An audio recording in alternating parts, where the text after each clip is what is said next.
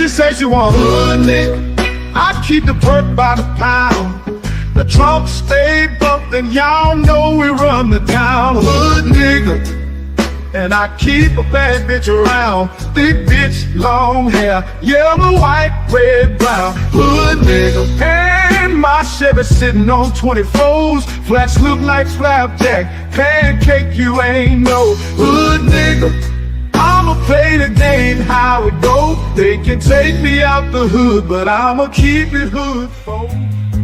I'm on that good and alcohol. I got some down bitches I can't call. What's that? I don't know what I'ma do without y'all. I'ma fall till the day I fall. Yeah, long as my bitches love me. Yeah. I can give a darn about no hate long as my bitches love me. I can give a darn about no hate long as these bitches love me. I can give a darn about no hate long as these bitches love me.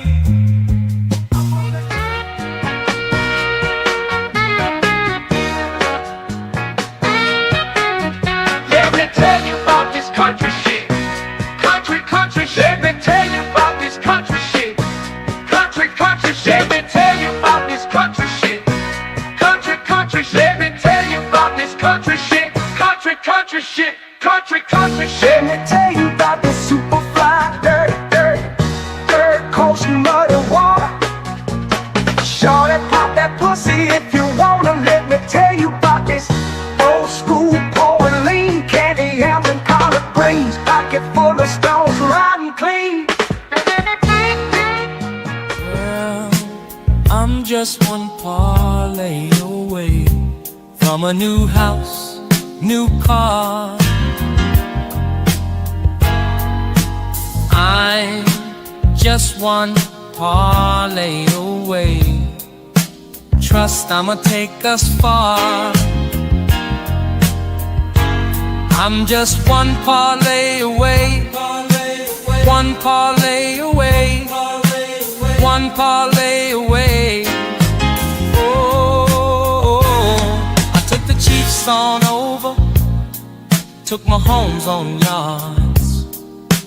Everything is going good so far. Lakers beating the Knicks. Spread is only 6. 2 minutes left in the game, baby. I'm about to hit. Ow!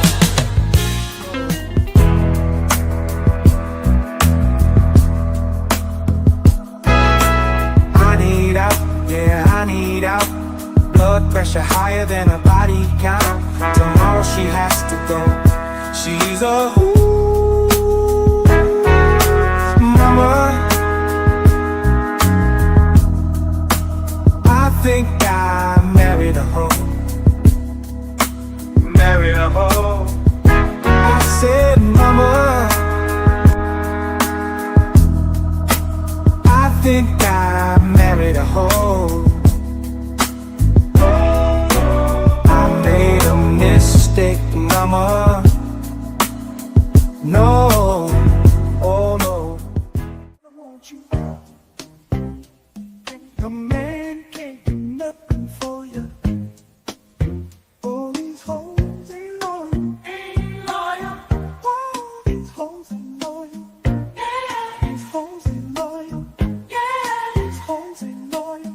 Ain't loyal. Ain't loyal. Ain't loyal. Ain't loyal. Ain't loyal. Ain't loyal. Ain't loyal. Ain't loyal. These hoes ain't loyal. When a rich brother wants you and your man can't do nothing for you. All these hoes ain't loyal. Ain't loyal. Whoa, these hoes ain't loyal. Yeah, these hoes ain't loyal. Yeah, these hoes ain't loyal. Ain't loyal. Ain't loyal. Ain't loyal. Ain't loyal. Ain't loyal. Ain't loyal. Ain't loyal. Ain't loyal. These hoes ain't loyal. Don't tell me about me. Stop telling me about me. Stop telling me about me. Stop telling me about me. Stop telling me about me. I don't need you to tell me about me. I'm trying to tell you that intro be getting me every time, y'all. It get me every time. But welcome back, y'all, to another episode of Let's Talk with Jay vs. Jordan. Man, look, let me get that crim in here. We doing crim tonight. We're gonna do a little crim, man. We want to make it somber and nice and smooth and everything, man. Make everything work, man. But welcome back to another episode of Let's Talk with Jay vs. Jordan, man. I am your host. Let's Talk with JVJ. Man, look, we trying to grow around here. I say it all the time. But I need y'all to do your boy a favor, man. Y'all hit that like, subscribe, share, turn the notifications on. Make sure you click all, because we trying to go around here, whether you watching on the JVJ Network on YouTube, Let's Talk with JVJ on YouTube, or Let's Talk with JVJ on Facebook. Man, make sure y'all do that for your boy. We trying to get it up around here. Tonight, we're going to have a very interesting one, y'all. Tariq Rasheed sat down with the great Jessie Lee Peterson, coon, ass motherfucker, and they had a conversation. And I wanted to cover it, and it's going to branch into a larger argument, a larger conversation about some serious things, especially in my community, that we need to talk about. Because we need to have, I think it's time for a lot of Black people to have a come to Jesus moment, especially in this climate that we're living in America. And a lot of other people in other communities need to have a come to Jesus moment too. And this conversation might help branch that, might help make that possible. But man, look, I appreciate everybody that's tuned in so far. Shout out to Skibbity. Skibbity left me 1,000 fucking comments. Shout out to Skibbity. He was the first here. I gotta give him a shout out. He said first. Shout out to Skibbity, bro. I don't know who Skibbity is. They say, look, you are number one. You are number one. I will give you that. Look, y'all, we gonna get into this conversation. We gonna rock it out. Look, I'm gonna drop the link for y'all if anybody want to come up and get their opinion on this conversation. But we gonna get into it a little bit first. As usual, get your cigarettes, get your weed, whatever you need, cause we gonna rock out. And shout out to Jessie, because I'm covering your content, Jessie. I'm covering your shit. Don't copyright strike my shit, nigga. But either way, though, let's go, y'all. Oh, I gotta ask you, you're the starter of the train? Yes, I created the train. Oh, yeah. Yeah, I've been hearing about this train thing for a while, and I think one of my staff members found it and showed it to me. That's an excellent idea. Yeah.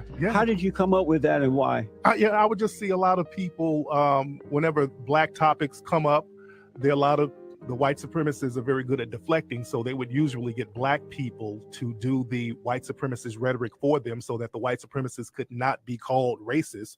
So that's what I call the train. Black people who will jump in front of white supremacists and protect them by spewing out a bunch of white supremacist talking points like, what about Black on Black crime? Well, all white people are not bad. All white people are not racist. Black people need to pull themselves up by their bootstraps. So that's what the train is, basically a bunch of Black people who are put in front of the masses by the white supremacists to regurgitate white supremacist talking points so that the white supremacists won't be labeled as racist. So if I hear you correctly, a coon is a Black person, right? No. See, certain words have different definitions based on who's saying it. When a Black person calls somebody a coon, it's based on an action. That's a verb. The white supremacists, all Black people are to the white supremacists. So it's a noun to the white supremacists. But when a Black person says it, it's talking about an action that a person is taking. So cooning is a verb. Oh, and are there white? Well, you don't have white people who go off code too much because of somebody who's really jumping in front of people who are trying to sabotage their race and protecting the people who are trying to sabotage their particular race. So you very rarely have white people who do that with the white community. You understand what I'm saying? There was a video that came out recently of a guy who called himself a redneck, and he's a white gentleman, and he was calling out white supremacy, which is very rare, but it was a very good thing that he did that. And a lot of people criticized him within the dominant white society. So white people are criticized for speaking against systematic white supremacy, just like a lot of Black people are criticized for speaking out against what some would consider. So a coon is a black person who jump on black and white issues, and they seem to be supporting the white folks. It's basically a black person who's trying to get brownie points, or who's paid, or who's just trying to get a pat on the head from the dominant white society by throwing other black people under the bus. That's the working definition of what a coon is when it comes from the black community. And I want y'all to see something. Let me come up a little bit on this one. Jessie, he always plays slow and dumb when it comes to things. The dude lived in the state that I lived in. He's brought up in the state that I was brought up in for a little while. He knows what a coon is. He knows what they are. But he's sitting here trying to play dumb while Tariq is trying to explain it to him. And I guess he's trying to wait to try to see if he can get something that he can use against him to try to make him look bad. But the one good thing is Tariq is a pretty smart individual, and I don't think he's going to get caught up in his words. But it's very interesting to see Jessie try to play dumb. He knows what a coon is because he knows he's one. I'm sorry y'all tell you, but Jessie won. Jessie a coon. And like, let that boy be cooning like a mother. You tap that for boss. What you want me to do, boss? I'll tap dance all day for you. Them niggas trying to run away. Look, that's how Jessie is. Jessie would be the house nigga that'll snitch. But he know exactly what Tariq is talking about. And I don't understand why he playing dumb. But y'all just keep watching it, man. This shit's funny, man. This is hilarious. And most of the times, the coon is disagreeing with most black Americans on certain issues. But the agreeing with most white supremacists, though. So the is not doing anything that's particularly radical or outside of the box. The is basically regurgitating centuries-old talking points that the white supremacists have put out there, like black people don't have no morals, black people don't have no family values. Those are old white supremacist taglines that they've used to subjugate black people. Oh, I see. Yeah, when black people start saying that, that's basically a form of, because they're just trying to get brownie points from the white supremacists. The black people who are quote unquote, do they attack the blacks who are not in the same manner that the blacks attack the cooners? I don't understand. What's the Let's question? say that the blacks who are disagreeing with black Americans who say that black people need to do this and do that to get better. Do those blacks attack other blacks in the same manner that they are being attacked? Yeah, well, the thing is, there's a difference between attacking and criticizing, because I criticize a lot of stuff that goes on in the black community, but I don't do it for the entertainment or the betterment or the enjoyment of the dominant white society. I do it because I want the black community to be better. A lot of times black people will get in front of white people and say, hey, look at those blacks over there, they need to do better. So basically they're just trying to get brownie points, and they're not even speaking constructively to try to really help the black community. They're just trying to get that pat on the head from the dominant white society. So again,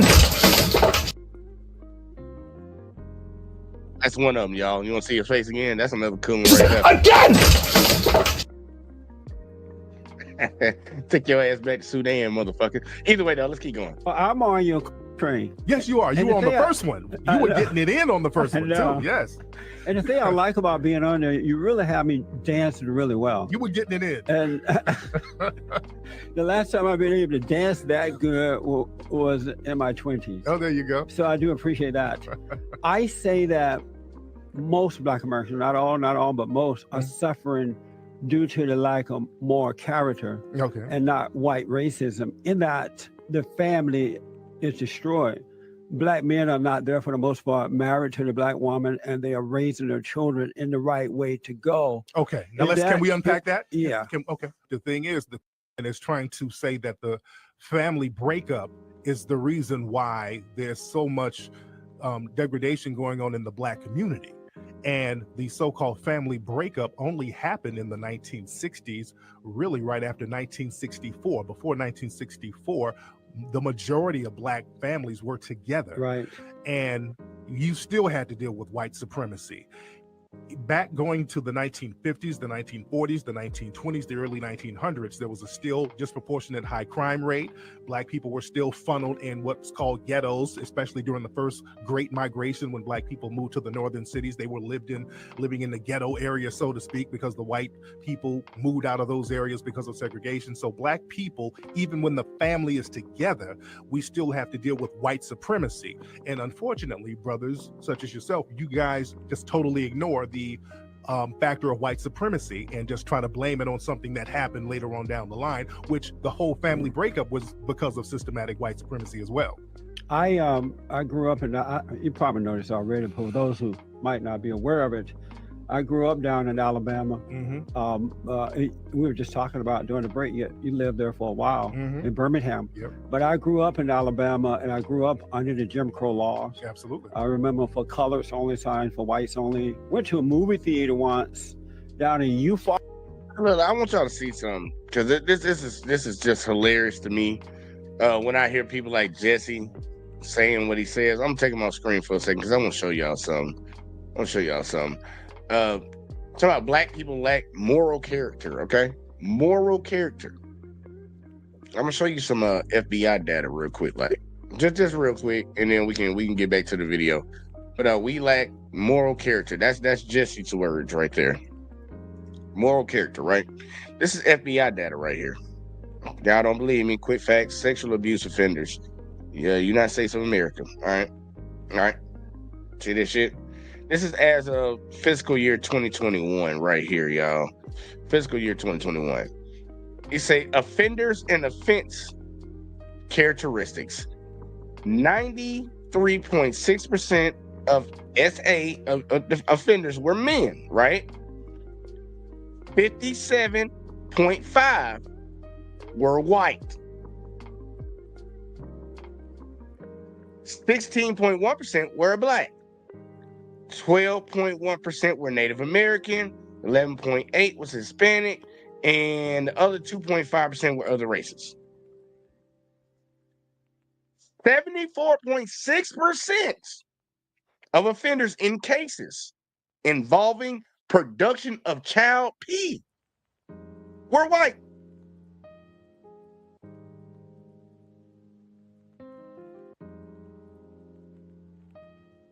But we talking about Black people lack a moral compass?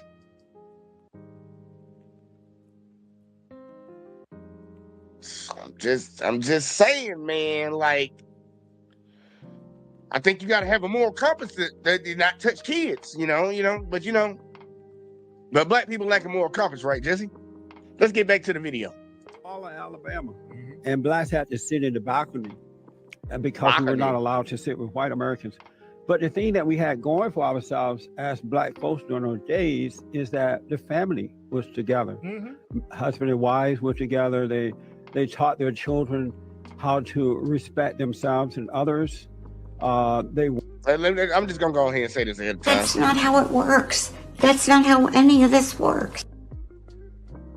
But matter of fact, let me give you one more too, because he about to go down the road that I already know where he gonna go down. Same old talking points. For fuck's sake, not that again.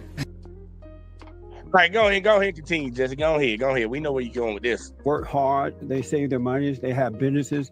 Even during those days, many Black people owned land. Absolutely. And all those things. And it wasn't until the Civil Rights Movement started and under Lyndon B. Johnson that the government came in and offered Black people welfare. We're going to take care of you. You're not able to do it yourself. But why did Black people have to take welfare? Yeah, I'm going to answer that in a minute. And so, but they said you cannot have a father in the home. Absolutely.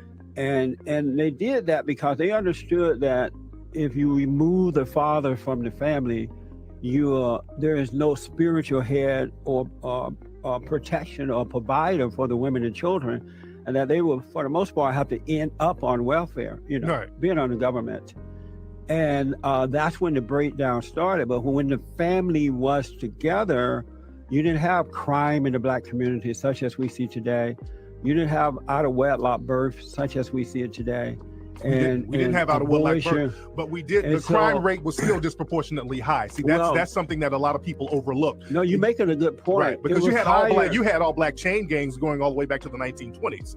So the black crime rate was higher. Why was it higher? Not because of the family breakup. More things were illegal for black people to do. If black people, there's a sign, there's a drinking fountain sign right here I'm looking at. If we drank out of a water fountain, that was illegal. If we looked out of a window, that was illegal. as But black yeah, people. black people did better because those type of situations forced blacks to stick together as a family unit, to have But faith even in, though we stuck have together, faith we in were still God, criminalized, have weren't faith in we? God. Yeah, it was rough in that, the laws were against us, but because the family unit, that order of God was there, God in Christ, Christ in man, man over woman, woman over children, the family did better as far as economically than they are today because their father was there. Now up north, But let me how make can this you? point But in about a up system north. of white supremacy, doing better, we need to eradicate the system of white supremacy. Like Malcolm X said, "Don't stick a knife in my back 9 inches, pull it out 6 inches, and say that's progress." Well- the knife is still in our back, sir. Well, Malcolm X did say that when he had anger against the white man, he joined the Nation of Islam. But once he Well, hell, once he who went wouldn't over, have anger over Jim Crow at the time? That I was know, a but man- let me make the point. Right, Once he went over to Mecca, right. he realized that there are all people who are working together and some are not, right? And he realized that the white man wasn't his enemy. So he dropped that anger, he came back, and he started to expose the Nation of Islam founder, and the name will not come to me right now, as cheated with these women in his religious Just like organization. JFK did with Marilyn Monroe and Yeah, all those people too, which right. people like to leave out. But according to Malcolm X, his life was threatened, and according to his book, he was taken out by the Nation of Islam. My point is, up north, you're right. When blacks moved from the south to the north, they did move into those projects. And No. When they moved to the ended north, up- they were put into the project. They didn't move into But it. They were put into the why project did by they- the government. But why did the black man allow that to happen?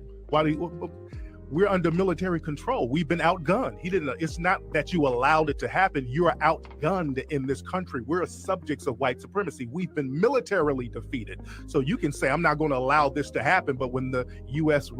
they pull out the tanks and the guns on you, what are you going to do? So are you saying that blacks, when they moved from the south, were forced into ghettos, into those projects by the military? Yes, absolutely. The military put them in? The government, which is backed by the military. I noticed that my parents... Tulsa, Oklahoma is a great example, by the way. Tulsa was a very prosperous area where black people were millionaires, black people were doing great, and the white supremacists came and just tore the community down. The government flew in planes and actually bombed the place. So the government is definitely part of that. The subjugation of African people whenever we have progress. And also whenever there were prosperous areas in the black communities, they would just build freeways right through these areas, just especially out here in Los Angeles. They built freeways through the Central Avenue district, which was a prosperous African-American district. My parents moved to East Chicago and Gary, Indiana. My uncles and aunt moved up there from Alabama. And none of them moved into the project. They all had their own homes. They all were working. My mother had 9 kids, and she stayed home throughout the whole time of raising when was this? them. When was this? This was, let me see, I left in 68. So this was during the 50s and 60s. Okay. And not... I want y'all to see what Jessie is trying to do right here. And I get tired of a lot of people doing that. It's a straw man argument. Just because one person did this, or one family did this, you attribute it. And it's the same brainwashing that we've had where, like, look, let the one black person go out here and commit a crime. And you notice that majority of white society will say, look what the black people did. Look what the black people did based off of one black person. Jessie is trying to attribute my family did this. So why can't all the other black families do the same thing? Well, why ain't all white people rich? Why aren't all white people in the trailer park? Why aren't all white people touching kids? Because it's a straw man argument. It's individuals. You look at a number across the board and see what the masses do. You can't just attribute one incident to everybody, one instance to everybody. Like you can't generalize off of one. But his argument is going to be, because my family did this, all these other black families could have did it too. And it's like, dude, everybody doesn't have the same circumstances. You might have been in a good part of Alabama. Your parents might have been educated. They might have actually got the nice races around them instead of the ones that wanted to hang you from a goddamn tree. You ever thought about that, Jesse? Like, it's crazy to me that people attribute one instance to a whole group of people.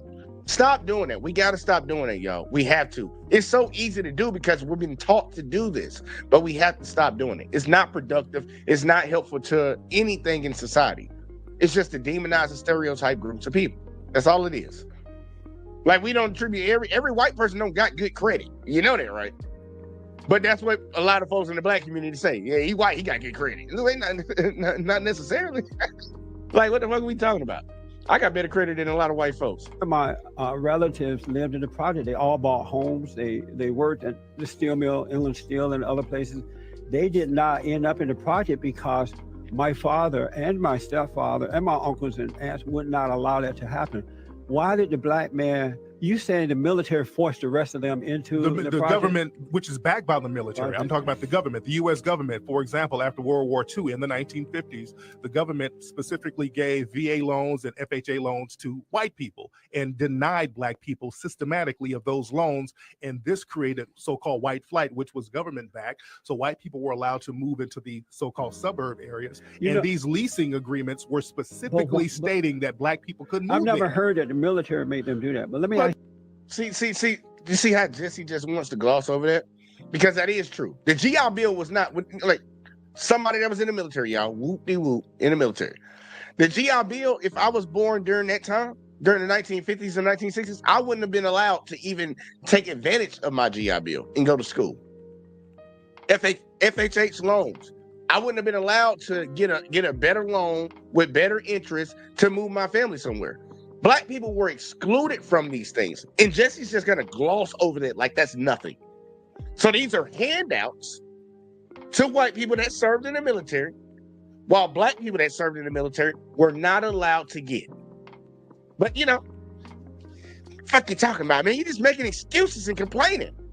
Like, dude, it's amazing to me. And this is during the same time when they were redlining, during the same time that they were giving the Homestead Act. Well, actually, that happened beforehand time, where they were giving white people free land. Just go out here, homestead this land, it'll be yours. You ain't got to pay for it or nothing like that. Just go out there and homestead it, it's yours. When they moved all the Native Americans out the way. All these different handouts that have been given to white folks, and Jesse's just going to just disregard this like it's nothing. Black people were not allowed to even benefit from the system that they were participating in, while white people were. And you want to sit here and talk about why the black family this and all that shit when the government was actually a major part of breaking up the black family. Literally had an initiative to break up the black family. But Jesse just gonna sit here and talk about why won't black people just pick themselves up by the bootstraps? Hey, I don't know no group of white folks in this country that ever went through anything black people in this country went through, and you don't never tell them to pick themselves up by the bootstraps. But the people that you put through some of the worst shit in this country, in the history of this country, you tell them, man, just pick yourself up, man. Stop complaining. Hey, bitch, let me do it to you. We got people crashing out right now and they ain't had nothing done to them. No, it's militarily backed, sir. That's no, because of time. Are the blacks who make it on their own, they think for themselves, is it hard to believe that black people... That's your definition, by the way. Your definition. Is it hard to believe that there are black people who can think and do for themselves and see what's wrong and express it without being a coon? But how do you think for yourself when you're regurgitating white supremacist talking points? Is that, so I'm asking first, is it a black person who thinks and do for themselves, or no? Is it possible for black people to do that without being a coon? You can think for yourself, but regurgitating white supremacists, because you're regurgitating white supremacist talking points and you're not thinking for yourself, you're becoming a puppet for white supremacy. Give me an example of thinking for quote unquote white supremacists. Well, we're regurgitating white supremacist talking points. Like again, what, the whole example? Family structure, that's a white supremacist talking point. Okay, let's deal with that. Hold up. Let's deal with that one thing. Let's deal. You asked him and let him answer. With that. Is the family structure broken in a bad way in the black community? It's broken nationwide. In the black community, right? In the black community, it is broken. Man, look, the family structure is broken across America, period, in every ethnicity group. 70% of marriages end in divorce. That means the mother and the father are not together. The fuck are you talking about? We want the black community. And I promise you, man, it's very profitable to talk down on the black community. It's very profitable, y'all, to talk down on the black community because there are a lot of racist people in America that want to hear that. They want to hear how bad the blacks are because for some reason that makes them feel better. Majority of folks are growing up in a single family household, single parent household. Most kids. Because a lot of women are leaving relationships, whether it's for abuse or they just stupid or whatever the hell. Money. Most of these kids are growing up in a single family household. In every fucking race in this country. But we only keep talking about the black family. The black family. If y'all slowly listen more and more and more, you'll catch on to the bullshit. It's like, dude, this is and that's why Tariq said it's a universal problem when it comes to the United States. But the only one that we want to put a fucking microscope on is the black community. There are more white women leaving their husbands than it is black women leaving their husbands. You know why? Because more white women getting married. Her family already broke the fuck up. It's like, come on, man. You're doing exactly what Tariq is describing. You're pushing out white supremacist talking points, and you wonder why somebody call you a coon. Like, dude, the same shit that you talking about us applies to everybody else. And honestly, in a lot of situations, more. But you ain't talking about them. You talking about us because you can make money from these motherfuckers. And that's all it is. You cooning. Right. Since 1964. And so why is it coonery to say that? Because it's coonery to say that that's the only problem, and it's not racism. No because one that's said what you that's said. the only You problem. did say it's the number one problem. But you said it wasn't racism. You said it wasn't white racism. It's the black family structure. Right. But the problem with the black family structure is because of white racism. And also, when the black family was together, we still had to deal with white racism. So why don't you? My question is, why don't you ever criticize white supremacy? In your eyes, can white people do any wrong? And I'll answer that, but I want to ask this. I will answer that. Yeah, you keep deflecting, brother. Yes, whites can do wrong, but my focus is to wake up black Americans to rebuild the family, to get away from the government, to start, as we did prior to the civil rights movement, doing for themselves. Brother, what's that?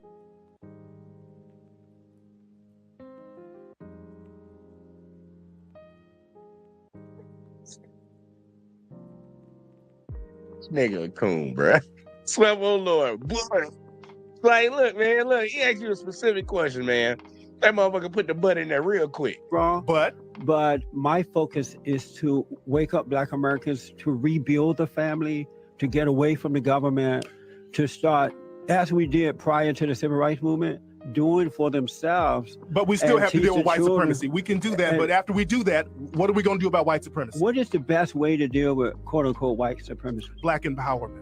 And what is black empowerment? Economic empowerment. That's one thing. Right, to build a family, build character, build your own businesses. Build your own economics, exactly. Right. And we have to understand that the white supremacists, they've always sabotaged that in the black community. So that's something that we can't ignore. We can't just say, well, it's just the family we need to build up. When we build up the family, what are we going to do about the white supremacists out here? No. Trayvon Martin didn't get shot because of a family structure. I want to just have Walter Scott didn't get shot because of a bad family structure.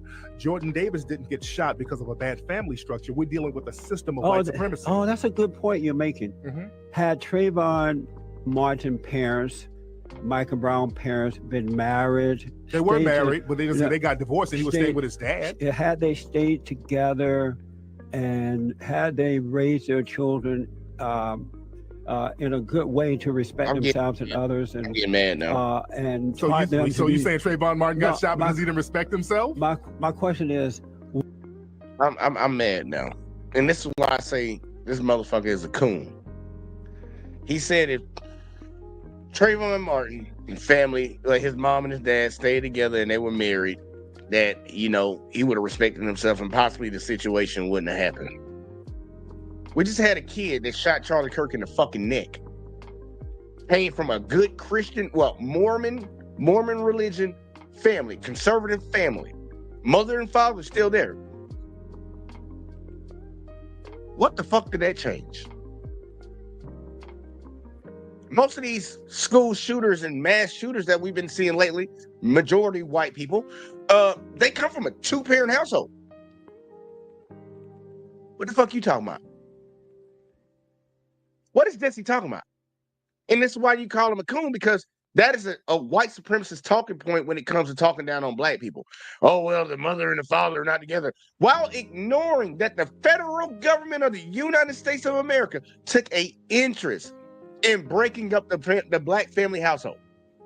While ignoring that the white people did this to try to break our families up, using it as, look, we did it to you. Now we gonna make fun of you because what you're doing after. But, you know, even our kids are doing worse shit than your kids, but we're not going to talk about our kids. We're going to keep talking about yours. Man, hold up. Where Bernie at? That ain't right. That ain't right. It ain't right. That's the craziest shit in the world. Shout out to Alexis and shout out to Miss Alyssa. I see y'all up in here. Like, how the hell you going to do that? You going to talk about the black kids don't go and shoot up schools and grocery stores and churches and movie theaters and things of that sort. They don't do that. When a black person got a problem with another black person, yeah, they'll go shoot that black person. And yes, some people might get hit, and it's wrong. But motherfucker, when a white kid get mad about something come from a 2-parent household, they just go shoot up every fucking body. And we've been seeing it so much lately. It keeps constantly happening. But we don't talk about their family structure. I think that's more of a threat to society than a black kid going and shooting another black kid. But we don't talk about this white violence, because it ain't just white on white violence. It's white on everybody fucking violence. When a black person do some shit, it's black on black violence. Well, black on who the fuck that nigga is that pissed me the fuck off violence. Like, you know, we don't talk about that shit. Like, Jessie, you wonder why people call you a coon, because in the grand scheme of what's going on in society, you're focusing on fuck it. I'm just gonna let him keep talking because I ain't got time for it. Miss Alyssa, I appreciate that, man. Because like everybody can see this shit, man. It's crazy. Like, damn, look, y'all kids are going and murdering everybody. But you talking about a black kid having a problem with another black kid going and shooting that black kid? Yes, it shouldn't happen. But what about this motherfucker? He shot the whole school up. It ain't got nothing to do with no family fucking structure, man. It ain't got nothing to do with that. Because if that's the case, black kids be shooting up schools too. They be shooting up movie theaters. They be shooting up fucking shopping malls. They don't do that. They don't do that. We don't do that. That's crazy, man. Wonder why he called a coon. Would you ignored that? Let's do Michael Brown first. Oh no. Okay, let's go back to Trayvon. Would Trayvon have been smoking pot, calling himself a thug? Did that get him shot? Was that why George Zimmerman killed him? Smoking pot should not get you killed. Had they had a strong family and a good father they respected. He had a father, sir. He was staying with his father. No, he was staying with different people. He was staying with his father. He was at his father's house. But my question is, you deflected. No, my question is, had they had good. The boy got shot on the way to his father's house. He walked from his father's house to the grocery store to get him some drink and some Skittles. And he was walking back to his daddy's house. I don't know what the hell Jessie talking about, but we got my soul sister up in here, Miss Alexis from Texas. She got that thing blown out. Look at that hair. That shit so long and shit. Look at her. Ooh. What's up, girl? It done shrunk a little bit, you know what I'm saying? Shrinking is real, but yeah. Hey, what's up? Everything black in Texas, of course. Look, and I told you I was gonna wear the shirt. You know what I'm saying? Oh yeah. Got that brother coming up in a second. Man, give me your thoughts real quick, like on what this coon ass nigga talking about right now. Cause I don't know what the fuck, man. I mean, Jessie is doing what Jessie does, but my homie over there, Tariq, he is cooking, and it is a master class on how to deal with it. There's only certain, there's a lot of interviews. No, I ain't gonna say a lot.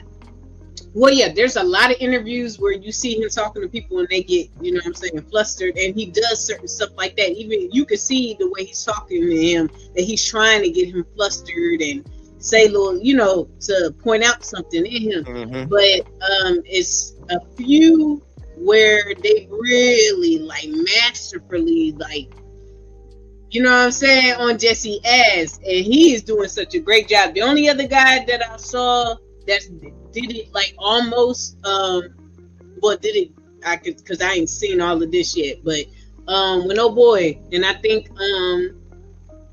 your man's had covered this some years ago, the pastor, and he got a church in Delaware too, and he always yelling and stuff, and he got that deep raspy voice. You know what I'm talking about? Yeah, I know you're talking about. I can't think of his name right now, but yeah. And he got a low cut and all that. Yeah. But also he got this, and he's such different. Like when he preaches, he's like really. But then when he talking to interviews, he's very like, you know what I'm saying. His voice changes. He talks like real smooth when he's talking. But he did an interview with Jessie Peterson and walked it. You know what I'm saying? Walked it. But yeah, Tariq, he over here I wouldn't doubt it that Jessie get off that motherfucker. When he got off, he threw his headset down. I told you to give me a black one that I can really. Y'all not getting me the right black folks. He's dumber than me. Why y'all invite this smart ass nigga in here? Yeah. God, y'all know I'm slow. He probably mad. He said they set him up. Yeah. Y'all set me up for this look, shit. Look, y'all set me up, but you're white, so I love you at the same time. So I want to thank you for setting me up. The motherfucker, he a funny ass motherfucker. You right about that.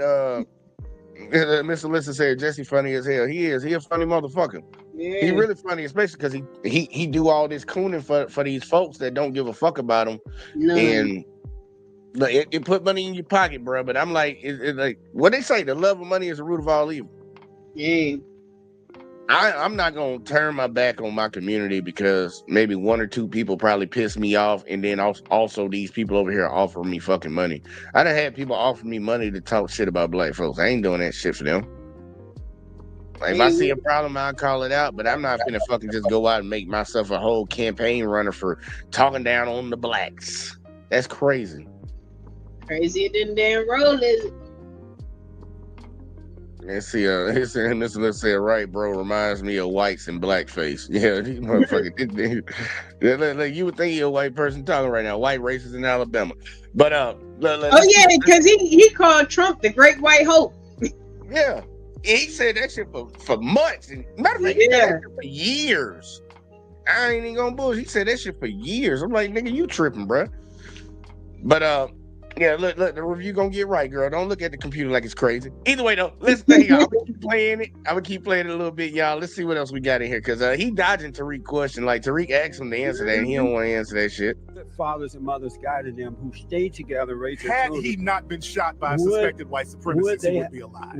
Had he not been shot by a suspected white supremacist, I'm trying to ask about the coonery thing. Okay. Had the family been tighter and stayed together, raised their children, would Trayvon Martin and others been different types of people? Well, no matter what type of person he was, he as shouldn't far have as been character. killed. A kid shouldn't have been killed answer by that question only. No, about character. Your character has nothing to do with you getting shot by some psychopath. I'm asking, would they have been young men of character? Your character has nothing to do with you getting killed by a psychopath. Well, that's put aside. Would they have been men of character? Because you're saying that we're sir, that's like asking me if the people in Germany, if they just would have pulled their pants up, would they not have been slaughtered in the Holocaust? Why won't you answer that question? Because it's a question that literally makes no sense. It makes zero sense. It's fucking stupid. It's trying to put you into a corner, and Tariq's smart enough to know not to answer no stupid shit like that. Because his rebuttal was perfect thing. Okay, well, the Jews in Germany during the Holocaust, maybe if they just would have talked better. Maybe they would have dressed better. Maybe this wouldn't have happened to them. What kind of fucking dumb shit is that to say? The dumbest. But you want him to answer that shit. Like, y'all really think about that. And I'm glad he went to that actual example, because you would never say that about those people. Oh, nah.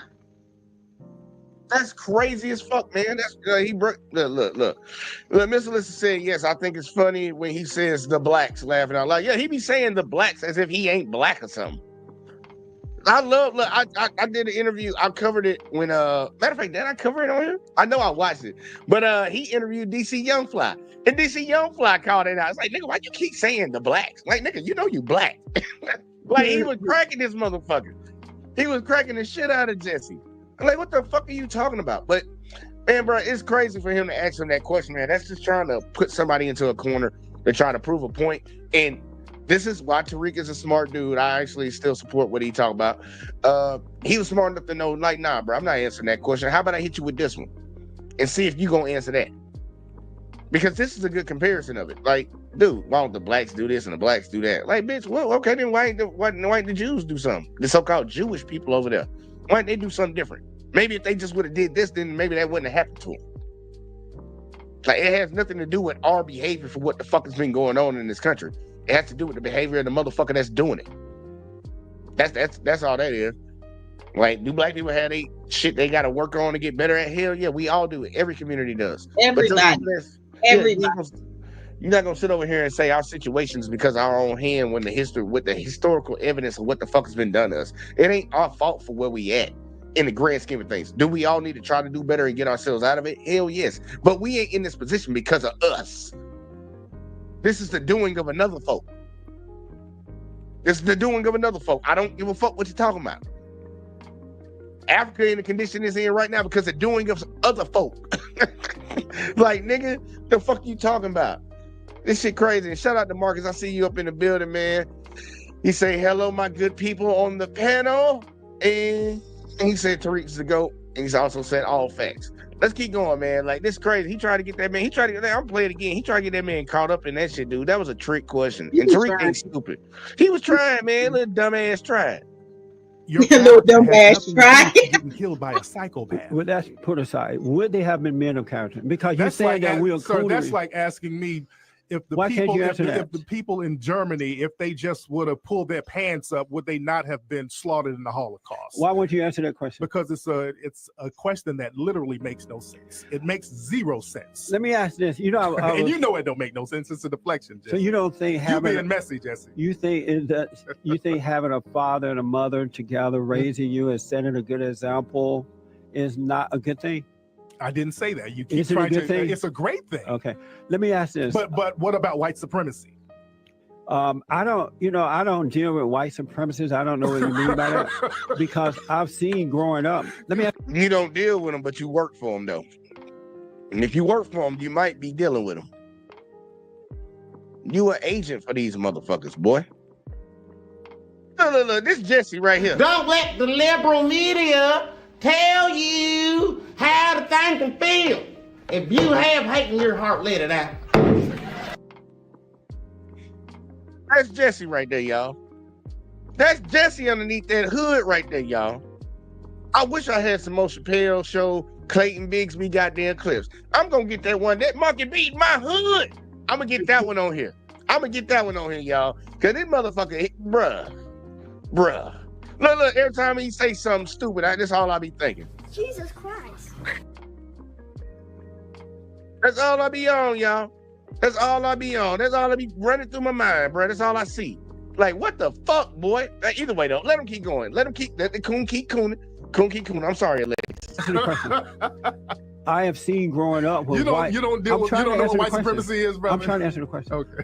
When I was growing up, white supremacists was alive and well. Right. And yet we did better because we had family, we had fathers and mothers. We were taught to work hard, manage our lives, and we did better then than black folks are doing today. How so? How so? How did you do better? Tighter families. But you would get lynched at the drop of a hat. No, brother. You would get lynching was at an all-time high. Not at all time.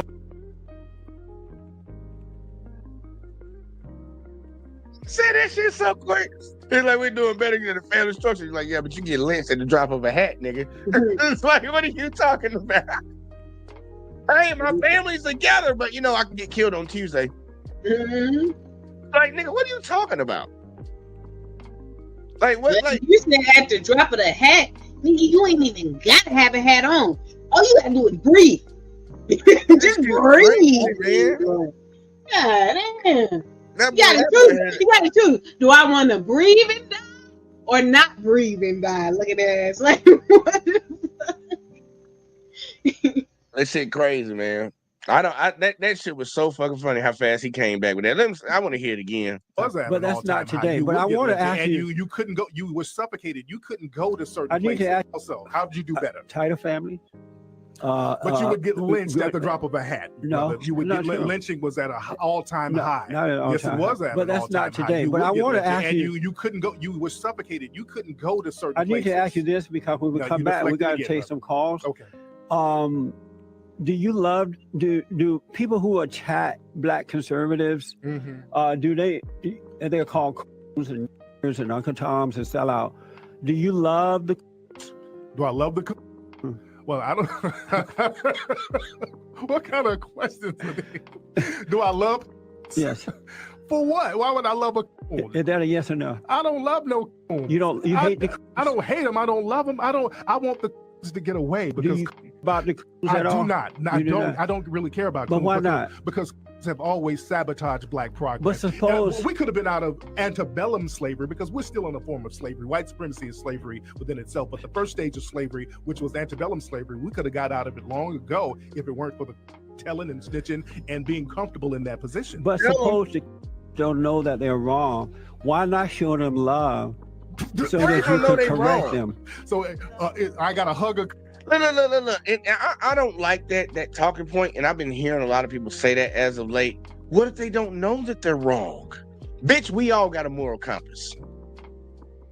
You know, treating and talking down on a group of people is wrong.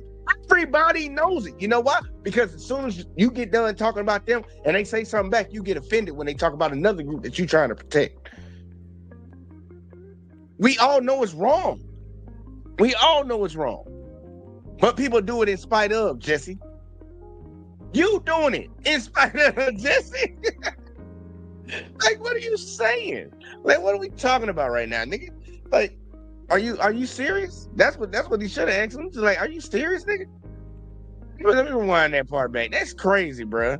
White supremacy is slavery within itself, but the first stage of slavery, which was antebellum slavery, Oh my bad, I ain't go back far enough. And they're called coons and niggers and Uncle Toms and sellout. Do you love the? Do I love the? Well, I don't. What kind of questions are they? Do I love? Yes. For what? Why would I love a coon? Is that a yes or no? I don't love no coon. You don't. You hate the. I don't hate them. I don't love them. I want the coons to get away because.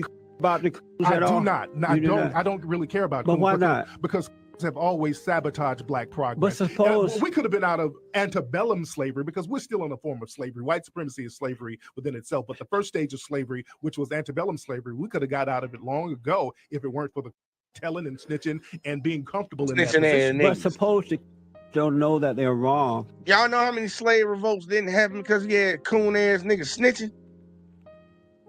Niggas could have been out of slavery a long time ago. But the niggas snitching. Look at Trey little ass running like a little gremlin back there. I see this little ass. Oh, big head ass little boy. I'm sorry. Let's keep going, y'all. I ain't gonna focus on his big forehead. But either way, though, yeah. I'm gonna say nice stuff right now because he probably can hear me. But yeah, Jessie would have been he would have been that person that would have been snitching on the black folks during that time, man. He would have been telling. Because he's doing the bidding of a group of people that really couldn't give two fucks about him. Like, be honest with you. And a lot of y'all folks that be cooning, Black Man Unfiltered, y'all cooning ass niggas over there. Y'all, it's not going to benefit you. Now, you might make some money and shit, but them folks don't like you, bro. And the sad part, it ain't making you no money. Y'all ain't growing shit over there. But either way, though, let's keep going. Why not show them love so that you can correct them? So I got to hug a... You're a pastor. I am, but I'm not trying to show love. Well, we're not talking about hugging and kissing. Jesus rebuked the demons, and that's the demons, and I'm rebuking the demon in the spirit. But you don't love. Do you love the? I don't love the. You don't love the. No, but Jesus loved the. No, but Jesus ran people out of the temple. He said coons are evil. And they are. They're very dangerous and they evil. Back in a moment. Amazing. And look, man, that was an interview with goddamn Tariq with Jessie, man. Look, I know it went a little bit longer. I just didn't have it. Do y'all want to see it? Because I was going to go to something else, but I think he got it on here. Hold up. Let me and Alexis come full screen. I can look for it in the background. But, look, Jessie is a funny motherfucker. And look, I really, that's how I feel about it. I don't really have no anger or energy for this motherfucker in that sense. I really be looking at him like, bro, that's just sad. He a funny ass motherfucker, bro. Like, that is crazy that you have these thoughts and you say this about your own people. You say this about your own people, bro. And it's like, why? Why? Like, it's really that deep, huh? Like, whatever, like, did a black person pick on you when you was growing up or something? Like, what? I want to know what it is. Alexis, I'll be truly wondering sometimes, like, what is it to make a motherfucker think like that? Do they think they not black or something? You got to answer that for me. It's opportunity. It's opportunity. I almost have I have empathy, because if you're in a situation and you're being, and it's always in your face about what's better, like, going back to Brown versus the Board of Education, when they put the black doll and the white doll in front of the kids, they automatically chose the white doll because white is right, black is wrong. You know what I'm saying? So if you've been conditioned and trained and whooped, I mean, you know what I'm saying? There's my empathy on that. Yeah. That shit, look, man, that shit wild. Well, I just don't. look, I really, when I be thinking about Jessie, bro, I be having a laugh sometimes.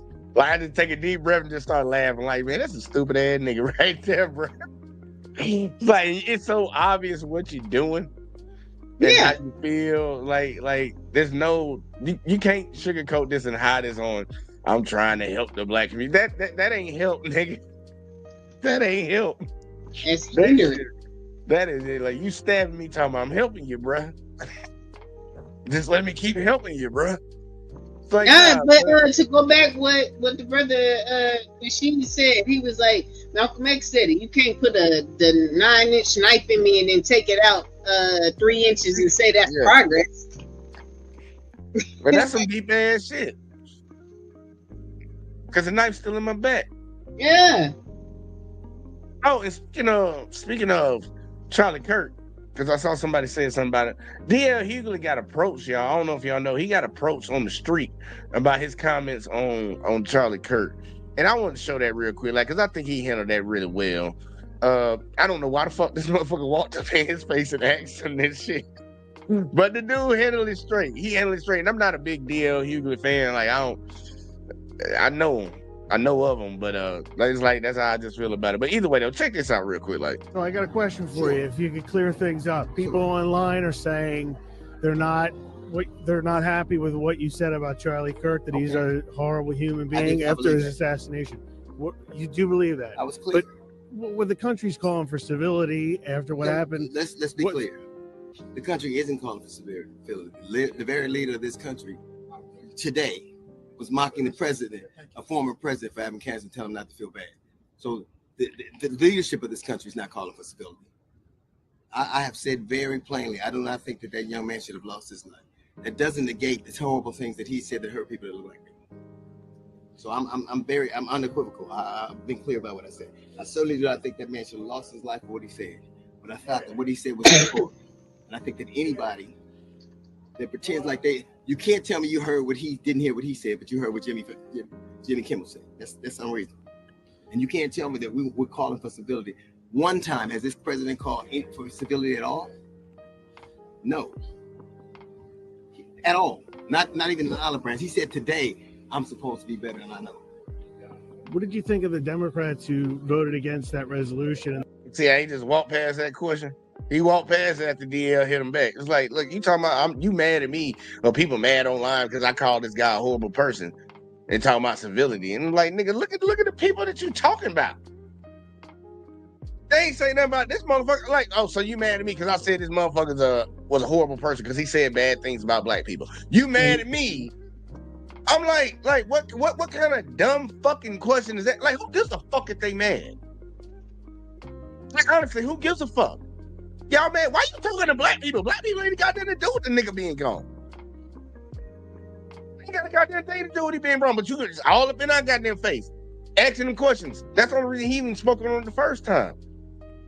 Somebody asking him a goddamn question about the shit. That ain't like, nigga, he wasn't a good dude. Like Jessie said, he didn't have no morals. He had no morals, man. You gotta have that morals, man. You don't get to live as a villain and die as a hero. And that's what they try. And look, like I like that shit because that's exactly what they trying to do with him. They still trying to do it. They trying to just whitewash history. Like this motherfucker was a saint. He was a political advocate for what was he advocating for? That's what I want to know. Tell me that. But anyway, don't let DL keep going, man. That was a stupid ass question to ask that man, man. I mean, dude, I believe he was a horrible human being. Okay, whatever the fuck. And say what else you got? The House to honor Charlie Kirk. Do you think it's okay just to honor the fact that he debated the other side and was open to? I mean, even Ben. You want somebody to honor a racist? That's crazy. Jones said he invited him on his show. Let's not bring Van Jones into a conversation. That's probably the wrong messenger to speak to me about. I think that, and I'll be clear, I think every man has the right to express himself. I think the things that he said, I don't believe that just because a pilot is black, he's unqualified. I don't believe that women don't possess the brain power to be intelligent enough to not have set aside to be responsible for their job. I don't believe that black people are responsible for most of the violence in this country. I don't believe that. Charlie Kirk said that? I mean, yes. I don't think he said that. See, look at this shit right here. Somebody, hold on. Where he at? Yeah, this shit crazy, bro. This shit wild. You saw that shit, man? All these goddamn Charlie Kirk defenders don't even know what the fuck Charlie Kirk said. Y'all getting mad. Look, first off, they didn't know what he said. And the second thing they've been doing, because I talked to you about it, Alexis, they always bring in this new argument now, because they're all good at deflecting. Well, you're taking it out of context. Bitch, you didn't even know he said it. How you gonna tell me I'm taking it out of context? How you gonna tell me I'm taking something out of context that you didn't even know about?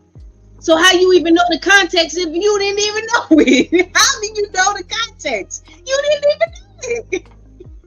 It'd be the craziest shit in the world to me. And I'll be like, man, all these goddamn Charlie Kirk goddamn defenders. Yes, bro. He said all that shit. He said that them 3 black women, Ketanji Brown Jackson Brown, whatever her fucking name is, Supreme Court lady, fucking Michelle Obama, and somebody else, another black woman, talking about how they was stupid. They ain't got no fucking brain intelligence, mental intelligence to do whatever the fuck. And I'm like, bitch, they went to Ivy League schools. Your bitch ass dropped out of fucking goddamn community college in the first semester.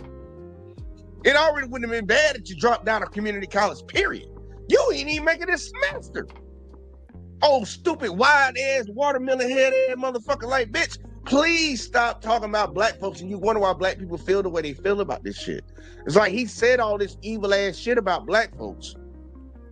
If I see a black pilot, boy, I hope he's qualified. Why wouldn't he be? Did he say that about the white pilot? The Asian pilot? Like, do you say it about any other pilots outside of black? Because I only ever heard you say the shit about black people. But you mad at DL Hughley because he said he was a horrible human being. I'm not fucking saying shit like that against black people. And you want us to say like what? Wait, what you want us to cry with these niggas? We took all them shots and didn't fire a one. Didn't fire a one. His own people fired one on his ass. Like, don't. Like, it's stupid that you even walked up to DL Hughley trying to ask him a question about this shit. And I'm not the DL Hughley fan base motherfucker, but I'm like, damn, like, bro, like, really? You mad at this nigga because this nigga said he was a horrible human being? You don't even know what this nigga said. He said, Charlie said that. Yes, motherfucker. He said that. Yeah. He said that. Stuttering ass. Charlie Kirk said that? I mean, Yes. I don't think he. Charlie Kirk said it. I don't really think it. Shut your stupid ass up. Yes. He said that he talked about gun violence, but he hasn't blamed it all on the black He community. said, let's be clear. He said it's gang murders, right? Well, there's a lot of gangs. There's Latin gangs. Well, there's here's the thing. Respectfully, I am not one of those people who tends to say things to me. I don't say things black. I know, and you know, that Charlie Kirk said problematic things, and if he wasn't, you wouldn't get fired for posting the things he said.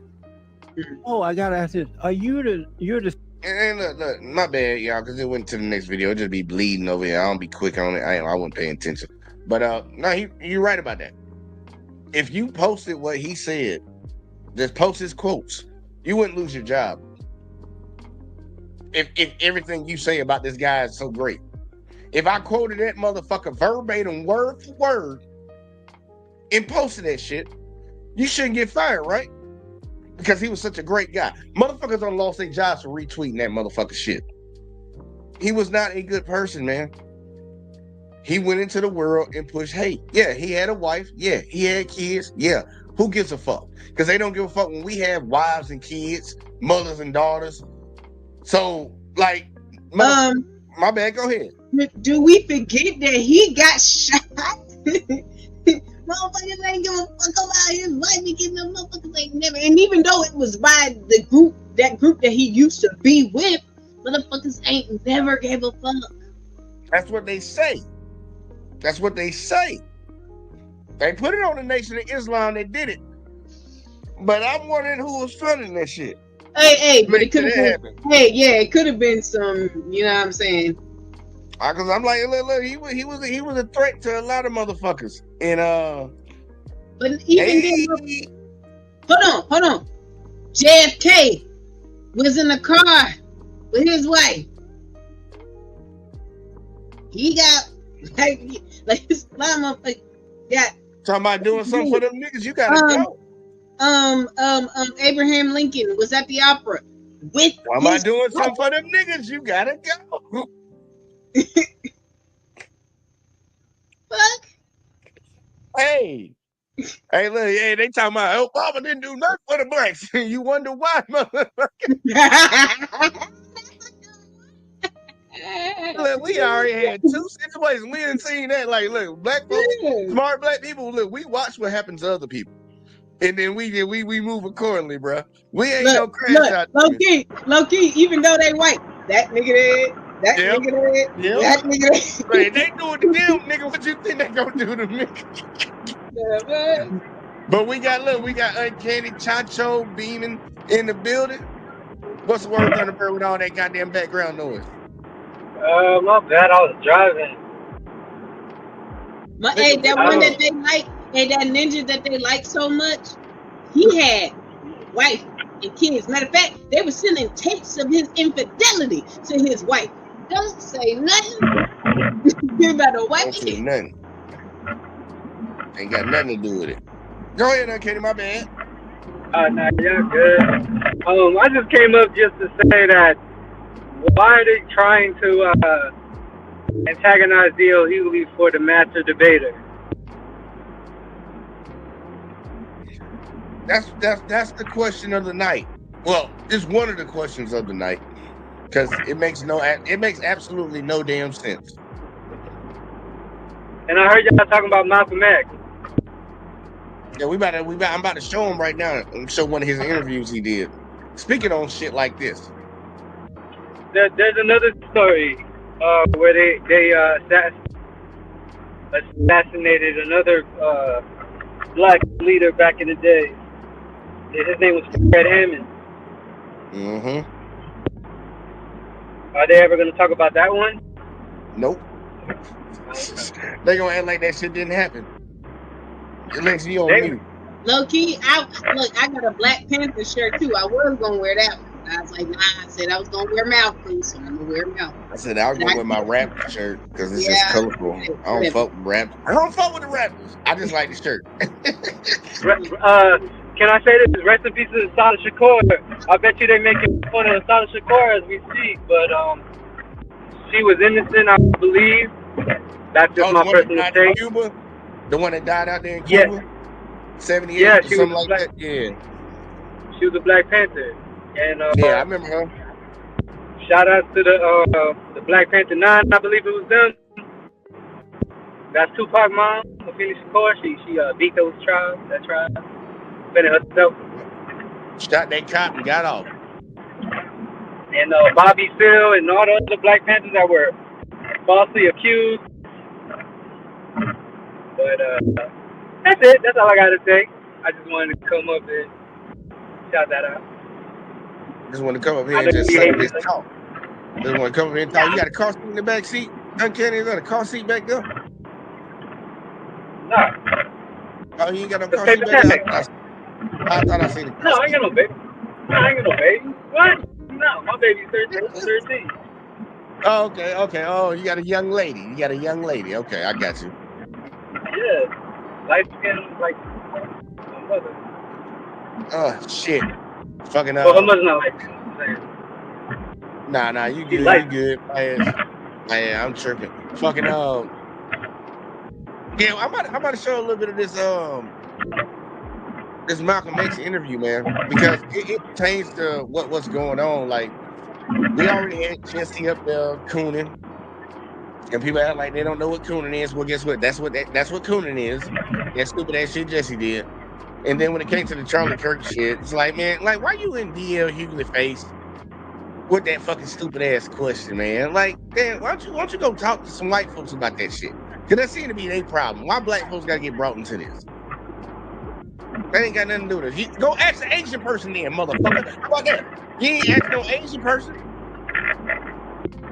Every time it's a problem in this country, we want to see what the blacks got to say. That's so they can tell us what the fuck it is. And then still we demonize it and keep on doing what we doing. Because that's what it is. Black folk been telling y'all how to move, how y'all need to be moving. By the way, the person that Alexis said that got shot, that got assassinated, he was settled by the FBI, but that was in 90. What was it, like 93? They admitted it. Yeah, I think it might have been 93. I think it might have been 93. But yeah, I'll let y'all go. My fault. Hey man, do your thing, man. You just want to say rest in peace. My fault. I just want to say rest in peace to Asada Shakur. Oh yeah, man. Shout out to her. And look, bye, Alexis. Alexis, say bye to Uncanny. Alexis, say bye to Uncanny. No. Try to Uncanny. Either way, though, man, let's get to this Malcolm interview, y'all. I ain't gonna show all of it because I got something else I want to show behind it because it's gonna be the final thought for the show. But check this out, man. Today, in our discussion of minority groups, we have with us two guests. One is Minister Malcolm X. Shabazz, one of the top leaders of the Nation of Islam, or the so-called Black Muslims. And we also have Mr. Herman Blake, one of the teaching assistants in the course. We will discuss today some of the goals and some of the strategies of the Nation of Islam. And I wonder if Mr. Blake might start it off by asking Mr. Shabazz a question. Minister Malcolm, the thing that I thought might be good for starting it off is to talk about one of the most pervasive beliefs in the general society about the Nation of Islam, and that is that it is an organization dedicated to the use of violent means to attain its goals. The question I have is, how true is this, and why do you think it persists in society? Well, the Muslims who have accepted the religion. Man, I want y'all to hear that stupid ass question that he asked him. I want y'all to hear it again one more time, just so y'all understand the response that this man is about to give him. Because you got to look. We talking about cooning tonight, right? A little cooning. You got a coon ass nigga that right here in front of him asking him a stupid ass question. I want y'all to hear this, and I want y'all to see how he responds to this coon ass question. Because it's crazy. He just accused him in the group that he represents, that he's a part of at this time, of being violent while living in a country that enslaved his people, that still got segregation going on right now. They still hanging niggas right now while he's saying this shit to this nigga. I want y'all to see his response to this, because this is a masterclass of Jesus Christ. Like, damn, cooning back in the 60s, bruh. 1963 to be exact. This is crazy. By asking Mr. Shabazz a question. Minister Malcolm, the thing that I thought might be good for starting it off is to talk about one of the most pervasive beliefs in the general society about the Nation of Islam, and that is that it is an organization dedicated to the use of violent means to attain its goals. The question I have is, how true is this, and why do you think it persists in society? Well, the Muslims who have accepted the religion of Islam and follow the religious guidance of the Honorable Elijah Muhammad have never bombed any churches, have never murdered any little girls, as was done in Birmingham, have never lynched anybody, have never at any time been guilty of initiating any aggressive acts of violence during the entire 33 years or more that the Honorable Elijah Muhammad has been teaching us. The charge of violence against us actually stems from the guilt complex that exists in the conscious and subconscious minds of most white people in this country. They know. Right, just hit him in the face with it. Ain't did none of them things, but you calling us violent. And he could have went even deeper during that time. Because World War II had just happened. He could have hit him even deeper. He's being nice. And he being calm. Like, I wouldn't be that calm. That they've been violent in their brutality against Negroes. And they feel that someday the Negro is going to wake up and try and do unto them as they have done do unto the whites as the whites have done unto us. We aren't a violent group. We are taught by the Honorable Elijah Muhammad to obey the law, to respect everyone who respects us. We're taught to display courtesy, to be polite. But we're also taught that at any time anyone in any way inflicts or seeks to inflict violence upon us, we are within our religious rights to retaliate in self-defense to the maximum degree of our ability. We never initiate any violence upon anyone. But if anyone attacks us, we reserve the right to defend ourselves. So to accuse us of being violent. Somebody tell me what's wrong with that. Because ain't that the law of self-defense in America right now? Don't we got that on the books? If you're attacked, you should have the ability and the right to defend yourself to the maximum capability that you have. Now they then change the law and say what a reasonable person would do. But what's a reasonable person in a fucked up situation? It's reasonable force. Yeah. You are to attack back with reasonable, or it's something like greater than or lesser than some type of shit, how they break it down. But and the sad part, I actually need to get that one day so I can make sure I say that shit correctly next time. Look, what he's talking about is what we have on the books. And what's wrong with that? What's wrong with that? Like, in all honesty, what's wrong with what he said? Everybody should be able to defend themselves, especially if they attack. Ain't nobody talking about going out and harming nobody. He ain't talking about going out and harming nobody. This is like accusing a man who is being lynched, who is being hung on a tree, simply because he struggles vigorously against his lyncher. The victim is accused of violence, but the lyncher is never accused of violence. And I only point this out because the various... And look, he talking about what actually is happening in America right now. We've seen it. Trayvon Martin got popped.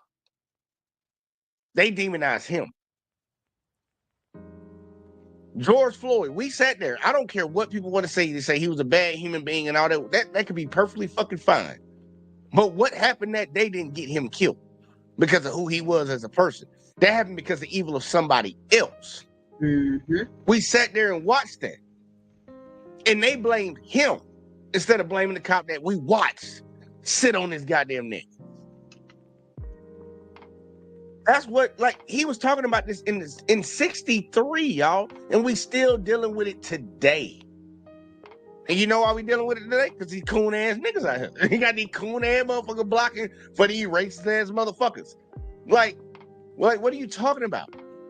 You blame, he quoted it out perfectly. He said it perfectly. You blaming the nigga on the tree for him being on the tree. Not the people that put him on the fucking tree. It's crazy. And he was dealing with this, man. No, we ain't changed at all. And that's why I be trying to tell people, like, especially you white folk to be talking about the country doesn't change. It hasn't. It hasn't, man. It just evolved into something else. Yeah, they not publicly lynching nobody on no trees no more. I mean, they ain't doing it for y'all to see. They ain't doing it for y'all. Yeah, I remember that was that. I ain't even covered that. It's supposed to be a part of one of my other videos, but yeah, they did actually, y'all. You know, they found a kid lynched, hanged up in a goddamn tree and outside some school. I forget what the fuck the story was. I was supposed to cover that shit. It's like, and they had like, don't nobody know nothing. Police like, we don't know nothing. We ain't got no information. And where was this at, Jay? Where was this at? I'm trying to think. Wait, one of them racist ass states. Well, I'm sorry. And your cousin, Mississippi. That shit crazy, bro. That shit is crazy. Miss Alyssa said, good old Jessie gonna come right to the rescue. He'll be a good old boy to keep his sorry ass show. Yeah, he will. And I can't even call that too. Like, so a lot of people, y'all done heard about it. I was supposed to cover that shit, Mississippi. But look, he's speaking about shit that's happening still to this day, bro. This is in 63. Well, this is in 60 fucking 3. That's crazy, bro. Racist groups that are set up in this country by whites and who have actually practiced violence against blacks for 400 years are never associated or identified or made synonymous with the term violence. But whites speak of Muslims almost synonymously with violence. Whenever Muslims are mentioned by them, violence is brought up, but it's not connected with any other group. This is a sort of a propaganda tactic, or what I would call psychological warfare, to in some way make the image of the Muslims in this country be a violent image rather than a religious image. I'd like to ask a question in that regard. What's interesting is that members of the Nation of Islam. That's Charlie Kirk dad right there. Look at him, man. That's Charlie Kirk daddy right there, bro. That nigga look just like Charlie Kirk. Look just like Charlie Kirk. Look at that. Have not used violence even when black Americans were attacked. How do you account for this? Does this in any way contradict some of the basic premises of your movement? I don't know how you mean. Well, you maintain, for example, that you will not, or that you should not use violence unless you are attacked by the white man. Yeah, let me hear that. And let me hear that question again, too, because that didn't make no damn sense. Make the image of the Muslims in this country be... Y'all listen to this question again, because it didn't make no sense to me either. A violent image rather than a religious image. I'd like to ask a question in that regard. What's interesting is that members of the Nation of Islam have not used violence even when black Americans were attacked. How do you account for this? Does this in any way contradict some of the basic premises of your movement? I don't know how you mean. What the fuck? So you just heard this nigga accuse my movement and my group of being violent. Then you come and ask me, well, y'all ain't did nothing, so doesn't that contradict your movement? Like what? Like what are you talking about, Nick? Like what? Matter of fact, I got a clip for this. This shit, man. Look, matter of fact, ain't right. That ain't right. It ain't right. Both y'all motherfuckers sitting up here accusing my movement of being violent, and then you just ask me a question. Well, since y'all ain't been violent, ain't that a contradiction of your movement? It's like, what the fuck are you asking me? Like, that's what I'm about to say. Hey, what do you mean by that? What? So why do I answer this shit? This shit is crazy. Well, you maintain, for example, that you will not, or that you should not use violence unless you are attacked by the white man. And I think we can note in the last several years, certainly, dozens and dozens and dozens of instances in which Negroes have been attacked, killed in some instances. You mean in these demonstrations? These demonstrations and the bombings, for example, recently in Birmingham, where they killed 4 little Negro girls. And what interests me is the fact is that the Nation of Islam has not done anything to retaliate. I think you should be happy. You're...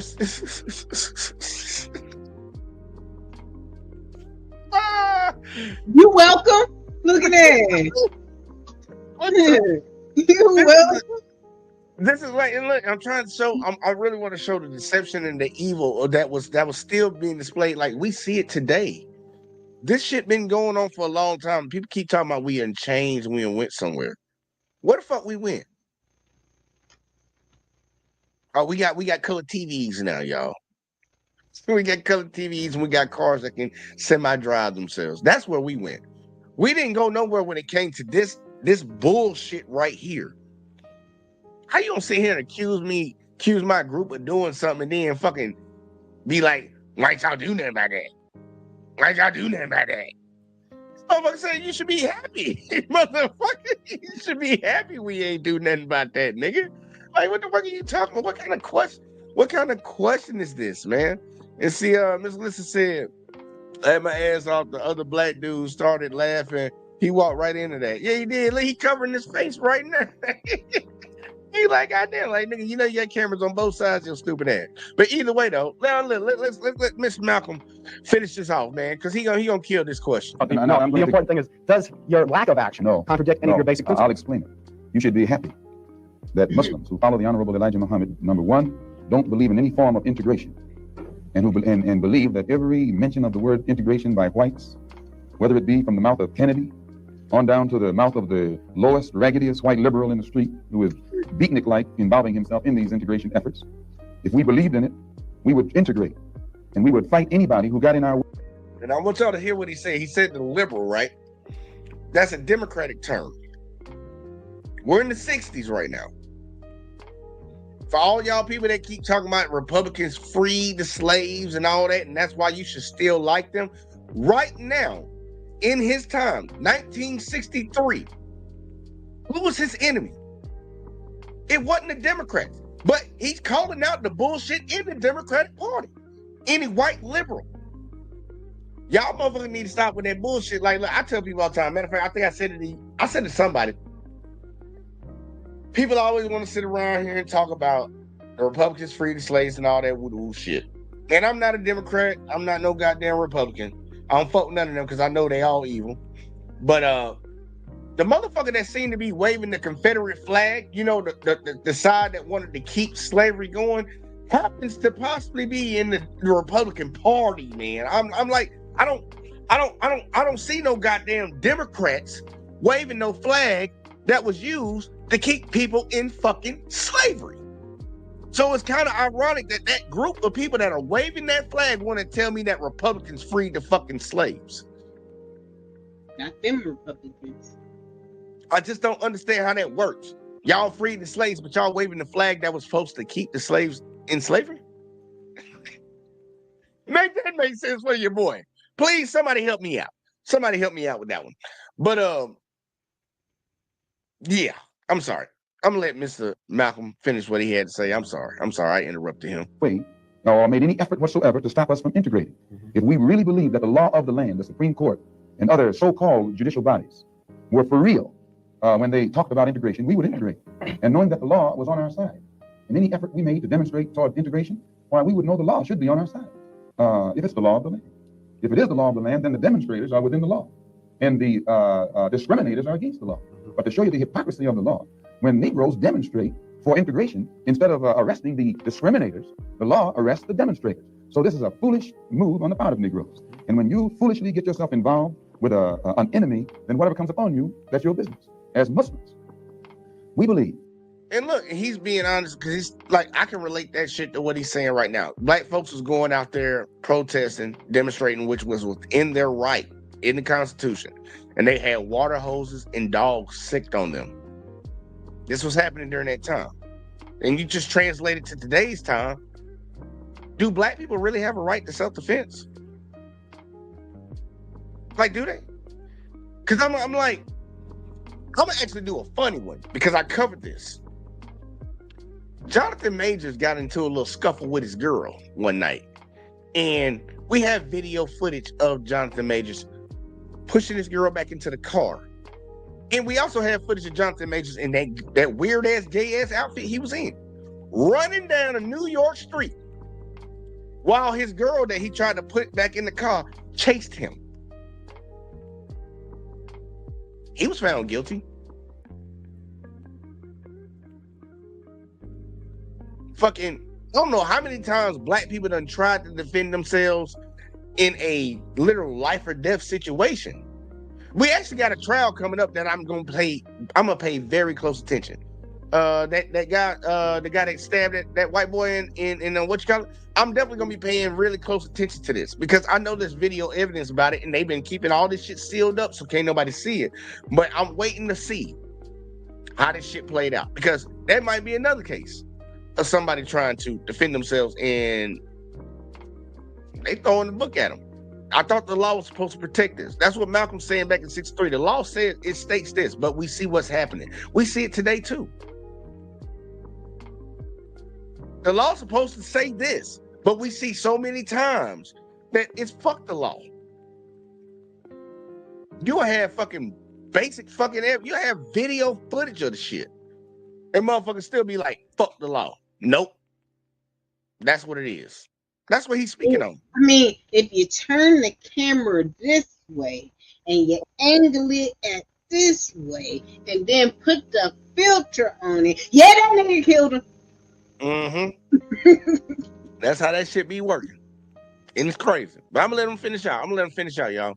That separation is the best way and the only sensible way, not integration. But on the other hand, when we see our people being brutalized by white bigots, white racists, we think that they are foolish to allow themselves to be beaten and brutalized and do nothing whatsoever to protect themselves. They are foolish. They should have the right to defend themselves against any attack made against them by anyone. If a dog is biting a black man, the black man should kill the dog. Whether the dog is a police dog, a hound dog, or any kind of dog. If a dog is sick on a black man, when that black man is doing nothing but trying to take advantage of what the government says is supposed to be his, then that black man should kill that dog or any two-legged dog who sicks the dog on. Should other black men help that particular person who was attacked? I think you'll find, sir, that there will come a time when black people wake up and become intellectually independent enough to think for themselves, as other humans are intellectually independent enough to think for themselves. Then the black man will think like a black man, and he will feel for other black people. And this new thinking and feeling will cause black people to stick together. And then at that point, you'll have a situation where when you attack one black man, you are attacking all black men. And this type of black thinking will cause all black people to stick together. And this type of thinking also will bring an end to the brutality inflicted upon black people by white people. And it is the only thing that will bring an end to it. No federal court, state court, or city court will bring an end to it. It's something that the black man has to bring an end to himself. Minister Malcolm. Look, I'll tell you this. Look, we've come a long way when it comes to us as a group, because a lot of people always say black people don't stick together. I call cap on that. We don't stick together in the sense of whatever the white man is referring to when they say that. I don't know what people be talking about when they say black people don't stick together, because I see we had the entire fucking world marching and protesting for George Floyd. I don't know what the fuck they talking about. Motherfuckers don't stick together. When fucked up shit happens to our community, we stick together. Now, people want to talk about the interactions, I guess, in between where we fight and argue with each other, we kill each other. Well, guess what, bitch? That happens in every fucking community. So why the fuck you ain't saying other folks don't stick together? But y'all worry about y'all thugs. Worry about our thugs. You know what I'm saying? Look, tell your friends to not link with my friends, and possibly we could all be friends. Matter of fact, we might be able to do this every other weekend. Shout out to he who will not be named. But Voldemort. This shit crazy, man. But look, I want to end y'all out. On one, because I want to give a little brief history, because I know a lot of people don't know these things. And I don't want people to be lying to us about our history and our past and all that woo-woo stuff. So I got to shout out this channel, Black Stories Untold, because the talking point that Jessie came in with, the mindset, the narrative, it shows you that's a learned behavior. That's a learned mindset. It's been brainwashed and put into you, but it's easier for you to receive it when you don't know about who your people are. When you think you come from nothing, you always believe nothing, and you'll just follow whatever the person that you done seen that showed you everything they done did. You'll follow them because like they got the right idea. It's like, yeah, I get it, but it's wrong. I'm gonna show you about yourself. I'm gonna tell a lot of black folks about themselves right now, man. I want y'all to know y'all history, bro. And I want you to understand the history of your own fucking country too.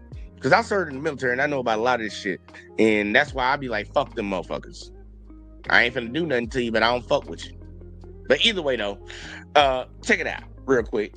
It's the American frontier, 1866. White America had just survived a civil war that nearly tore the nation apart. They thought they could control what came next, including 4 million newly freed black people. They were wrong. In July of that same year, something unprecedented happened. Congress authorized the creation of the first peacetime all-black army regiments, 6 regiments of armed, disciplined, federally backed black soldiers. But these weren't just any military units. They were about to become one of the most feared and respected fighting forces in American history. Men who would earn a name that struck terror into the hearts of races across the frontier. The Plains tribes called them Buffalo Soldiers, warriors as fierce and unstoppable as the sacred buffalo. What happened next was so extraordinary that white officers would literally quit their commissions rather than command these men. These regiments were led by men like Charles Young and Henry Flipper, and they would accomplish something that had never been done before, forcing racist America to respect black military excellence. This is the story about soldiers who turned the uniform into a weapon of resistance, a story about black men who became America's first park rangers.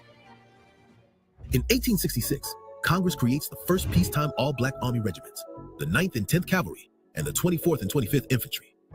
For black men fresh out of slavery, this was like hitting the lottery. Steady pay of $13 a month when most black folks were making pennies.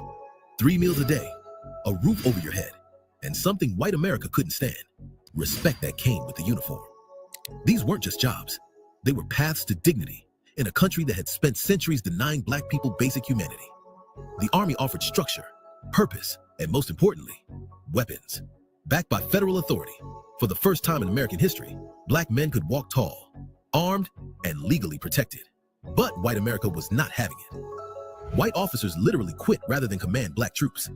Some took demotions just to avoid leading these regiments. George Armstrong Custer, yeah, that Custer, refused to command black soldiers. Y'all see what he said, like how he titled that? The sabotage begins. Watch the sabotage. And legally protected. But white America was not having it. White officers literally quit rather than command black troops. Some took demotions just to avoid leading these regiments. George Armstrong Custer, yeah, that Custer, refused to command black soldiers, even though it This one of the motherfuckers that they want to keep his name on a base. Cost him a promotion. The Army responded by sending these black regiments to the absolute worst, most dangerous, most isolated posts they could find.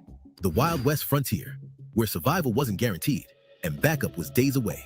They got the worst equipment, leftover Civil War gear that was falling apart. Their horses were broken down. Their saddles barely fit. Commanding officers wrote angry letters about how these men were being set up to fail with trash equipment. The message was clear. We'll give you this opportunity, but we'll make damn sure you fail at it. These soldiers had a choice. Prove the racists right by failing, or do something that would shake white America to its core. By the way, if you're enjoying the content so far, it would mean the world to me if you were to hit that subscribe button down below. I'm trying to spread these black stories. And y'all go sub to his channel for real though, man, because I like some of his content, man. You can get some history on a lot of fucking things. And I've actually back checked a lot of his shit. He's shooting. That boy ain't missing right now. To everyone, and I want each and every one of you to help out. Now, back to the video. Buffalo Soldiers chose excellence as their weapon. Here's a stat that probably made racist heads explode. Buffalo Soldiers had lower desertion rates than white troops, lower court-martial rates too. Despite being treated like dirt, they stayed disciplined. The motherfuckers didn't run away from their goddamn duty. I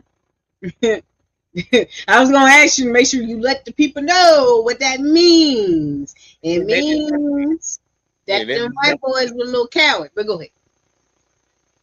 They didn't run. They didn't run. And the sad part, hey, look, they shouldn't be surprised that the niggas didn't run. Y'all got really good at keeping them staying on the plantation. That nigga didn't run from they job. They stood there and did it. Your folk was dipping. Fuck this shit. Hey, look, let's be real. And professional. They earned 18 Medals of Honor, the highest military honor in America, given to black men that society said weren't even fully human. They protected mail routes through hostile territory. Oh, and please believe that. That was during the time when they were saying black people were only 3/5 a human being. But they achieving all these honors? Okay. Black people, y'all need to pay attention to know what y'all come from. Know where you come from. When everyone else said it was impossible. They built roads, escorted settlers, and fought off raiders. They did jobs that white regiments failed at or refused to do. Every victory, every mission completed, every life saved was a middle finger to everyone who said black men couldn't be real soldiers. Their excellence wasn't just professional, it was revolutionary. Every time they succeeded where others failed, they destroyed another piece of the racist mythology that justified their oppression. But their success started earning them something even more dangerous than respect. Native American tribes they fought against respected them so much, they gave them the name Buffalo Soldiers. In Plains Indian culture, the buffalo was sacred, powerful, nearly impossible to kill. That name was respect from warriors who knew courage when they saw it. Buffalo Soldiers became America's first park rangers at Yosemite, Sequoia, and what's now Kings Canyon National Park. They built trails, fought wildfires, stopped poachers, and protected the wilderness. They were stewarding America's natural treasures before the National Park Service even existed. Captain Charles Young became the first black superintendent of a national park. So competent that even racist America couldn't deny his abilities. They weren't just soldiers anymore. They were symbols. Proof that black excellence couldn't be contained, couldn't be hidden, couldn't be denied. But that's exactly what made them so dangerous to white supremacy. In 1906, Brownsville, Texas, black soldiers from the 25th Infantry are stationed at Fort Brown. The white townspeople hate having disciplined armed black men nearby. One night, shots are fired in town. One white man is killed, another wounded. Immediately, and I mean immediately, the white townspeople blame the black soldiers. No investigation, no evidence, no trial. President Theodore Roosevelt, the same guy who supposedly believed in American values, dishonorably discharged 167 black soldiers overnight without about that.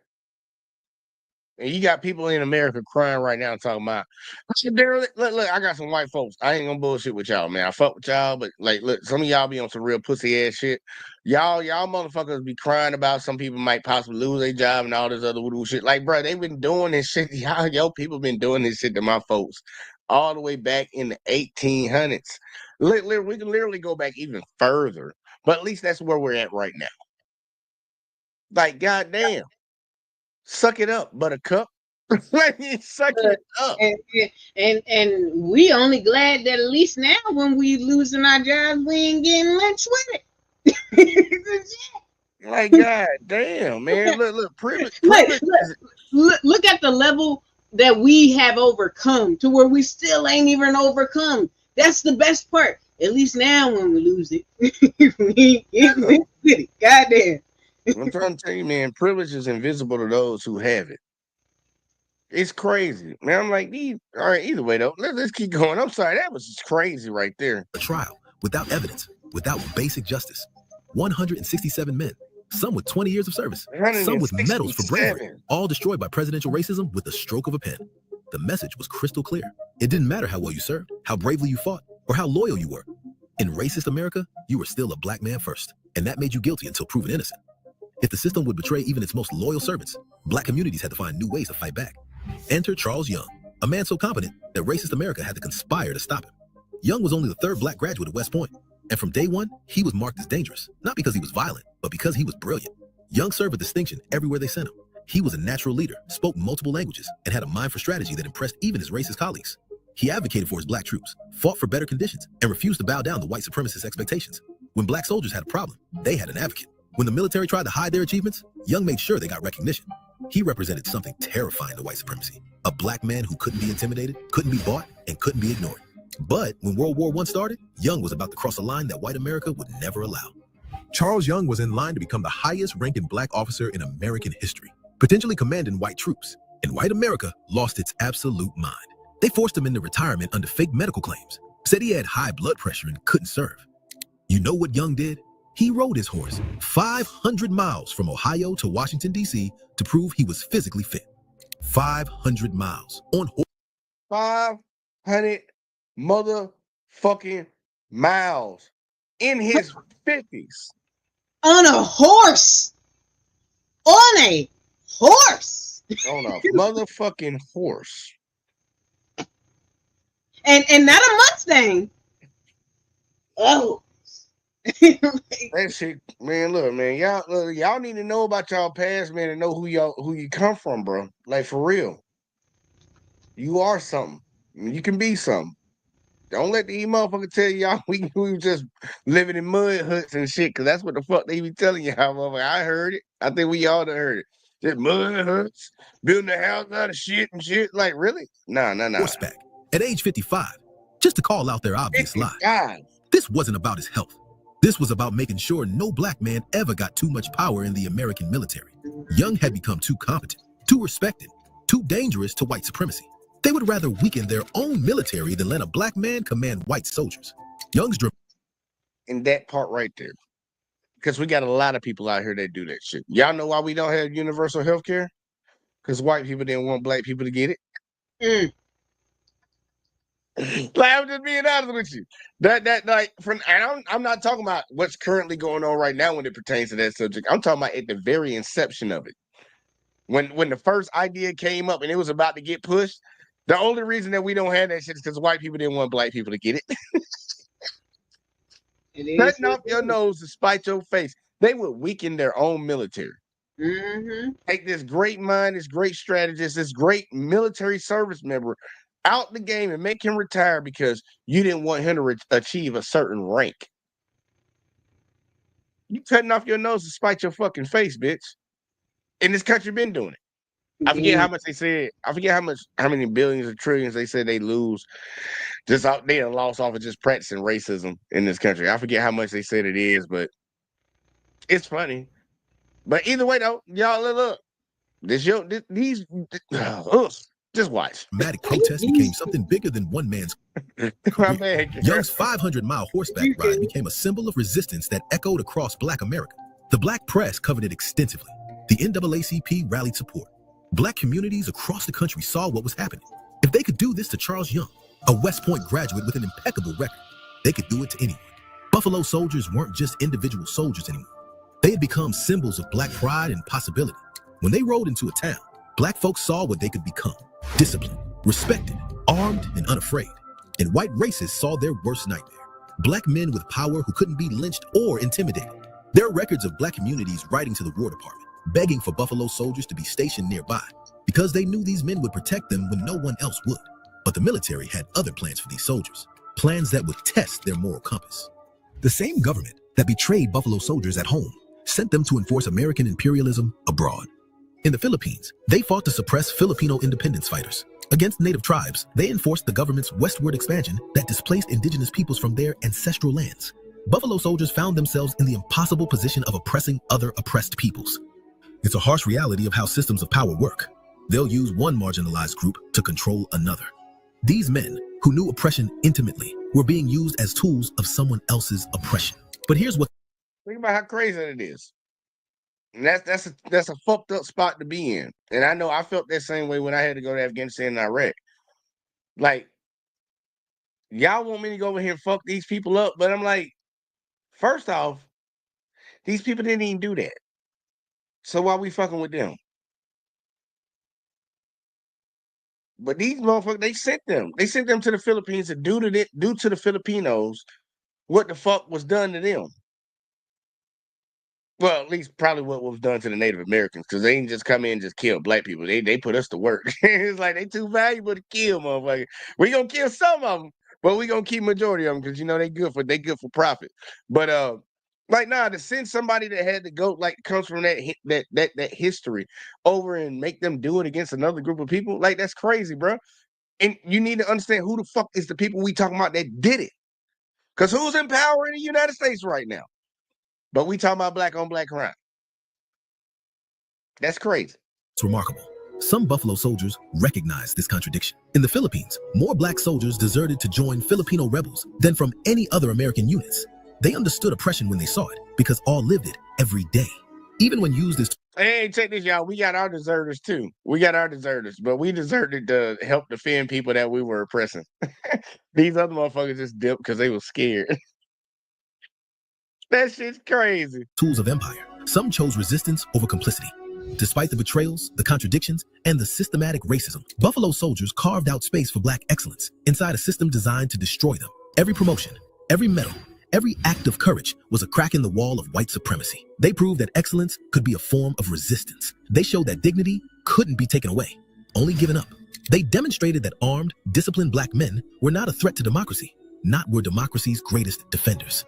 These men didn't just wear the uniform. They redefined what it meant to be an American soldier.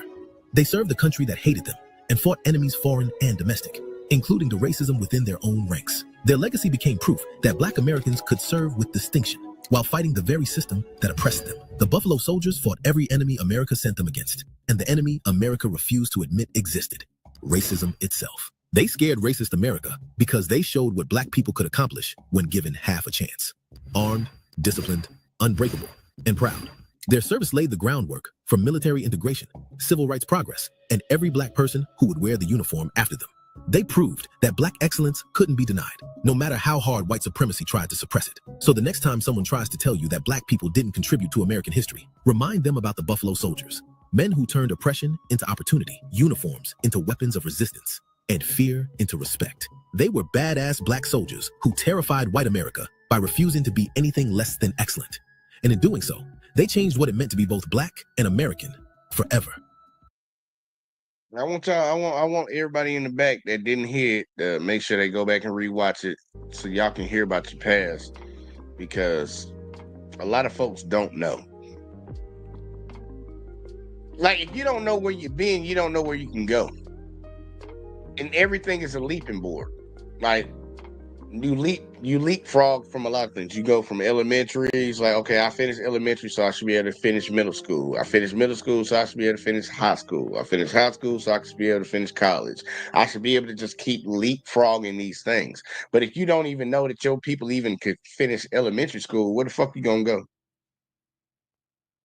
Now, I understand there are people out here that can get through it even in spite of, but I'm like, motherfucker, y'all, like, it's been a concerted effort to make sure that Black people don't know their history. And it's for a reason. Half of the shit that we doing right now don't even fucking, like, it don't even register what our ancestors did. Because they did a lot of great things. A lot of great things. Language, society, a lot of different things. Like, bitch, we unbuilt so much shit. We taught people how to wash their ass. Like, y'all don't know what the fuck we done did. And you don't know how far you can go, because, look, it's a concerted effort out here, man. If you know your past, you know where you come from to a certain extent. You can try to push to achieve it, because at least you got a goal. I can reach that. At least let me reach that. That's how evolution happens, and that's how advancements in society works. One motherfucker built the first phone, and now we got smartphones. Now we got folding phones. Because everybody's trying to push the limit. You know what you had before, you can do something better. And I want a lot of my folks to out there and wake up and understand, like, bitch, your folks done came from something, bro. Everybody wasn't no goddamn rapper, basketball player, or actor. We did a lot. Like, look, every time you stop at a goddamn light, you need to thank a Black person for that. Every time you put up a home security system in your house, you need to thank a Black person for that. Every time you make a PB&J, motherfucker, you need to thank a Black person for that. But a lot of Black people don't know that. And a lot of white folks don't know it either, because it's been hidden. It's been hidden. Girl, we gonna pull that. We gotta pull that curtain back, pull that glove off. GPS, even better. That's another one. I forgot. I ain't even saying GPS. Man, look, in the sad part, we can sit here for hours and talk about Black inventions and Black things that Black people did to benefit society as a whole that they don't want to tell nobody about. But I ain't got time for it tonight. I ain't gonna hold y'all. But Mr. Alexis, give me your final thoughts on what we heard about the Buffalo Soldiers. Oh, well, I mean, Kansas City has. Matter of fact, my bad. Just give me your final thoughts. Yeah, for the whole thing. Oh, okay. Kansas City is a very historically Black place, and very big on Black history, and I'm so appreciative that, you know, not only that's where my dad is from, but that I had the opportunity to grow up in that environment and really get that pride of understanding the greatness of Black. You know what I'm saying? Just to put it out there. So Buffalo Soldiers, you know, I knew about the Buffalo Soldiers. You know what I'm saying? I'm very well-rounded in our history, and I love it. And knowing my history is what keeps me to where even when I interact with people of other races, I know how to show some type of decorum as far as understanding where we came from and having a moral compass of like at least saying, yo, that's not right, yo. And it's not right because I know what happened to us.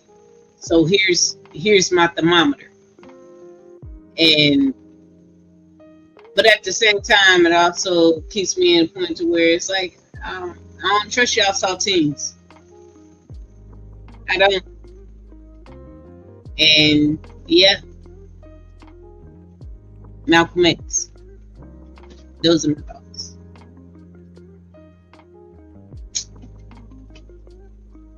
I appreciate that shit. Fucking look, y'all, tonight I just wanted to point out a few things, man. I hope it made you think a little bit. I don't care what race you is. I hope it made you think a little bit about how certain situations are handled. We had Tariq Rasheed against Jessie Lee Peterson conversation, and then we transitioned how they try to press up on DL Hughley, which I still don't understand that shit. And then fucking, yeah, I really don't get that. That was a little weird. It's like, y'all asking him. Actually, somebody needs to ask John. John, please speak on this shit. Like, goddamn, nobody need no job rule, nigga. Fucking Hold on. Case in point, it was weird because they are inherently weird. Okay, go ahead. We ain't gonna hold you on that shit. And then we transitioned to the great brother Malcolm X, who probably had the right mindset compared to one of our other brothers. But our other brother did great things too, so I ain't gonna knock that. But Malcolm had to sit there and defend this shit. Like, you talk about us, like, bitch, we ain't did nothing. But you asking us about our violence, but we ain't did nothing. While you are repping for the side that does a lot of violence. It's like, okay, let's talk about that. We talk about black on black crime, but we don't want to talk about these goddamn school shootings, huh? That's what type of time we on. And then we transition over, y'all, to the final video. Yeah, I got some history, man. For y'all that didn't know, I hope you know now. Like, you come from something. You can be something. And honestly, we got to do it together. But man, look, I appreciate everybody that tuned in tonight, man. Like, real shit. It was one of them kind of like, I just want to get some off my chest ass videos, live streams and shit. And I think I got a little bit off. But man, make sure y'all hit that like, subscribe, share, turn notifications on, all that in a bag of chips. Whether you're watching over on the JVJ Network on YouTube, Let's Talk with JVJ on YouTube, or Let's Talk with JVJ over on Facebook, man. Make sure y'all support over here. We trying to grow, and we trying to make dreams happen. We trying to make dreams come true around this bitch. But man, look, I appreciate y'all. Y'all all have a good Saturday night. Don't do nothing I wouldn't do. No butt stuff. And we'll catch y'all in the next one as always, man. Don't tell me about me. Stop telling me about me. Stop telling me about me. Stop telling me about me. Stop telling me about me. I don't need you to tell me about me.